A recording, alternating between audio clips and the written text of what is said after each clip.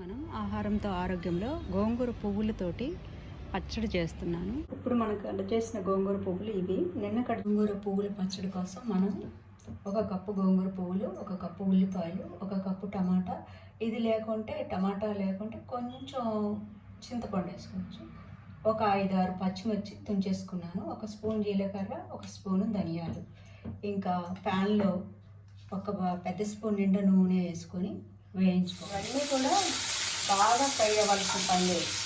Fry అయినాయి కొంచెం. ఇప్పుడు క్రిస్టల్ సాల్ట్ కొంచెం వేసి తగినంత ఈ పువ్వుల్ని ఇప్పుడు వేసుకున్నాం. ఇప్పుడు కంప్లీట్గా అయిపోయినాయి.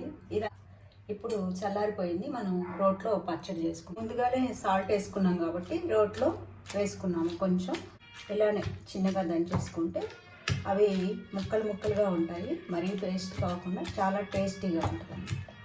రోటి పచ్చళ్ళు రుచే వేరు. రోట్లో పచ్చడి చేసేటప్పుడు కొంచెం జాగ్రత్తగా చేసుకోవాలి. పలుకులుగా రావాలి. ఇంకోటి చిందితే కళ్ళల్లో పడుతుంది అన్నమాట. ఇప్పుడు మన గోంగూర పువ్వుల పచ్చడి రెడీ అయిపోయింది. మనం బౌల్లోకి తీసుకుందాం. Thanks for watching our channel.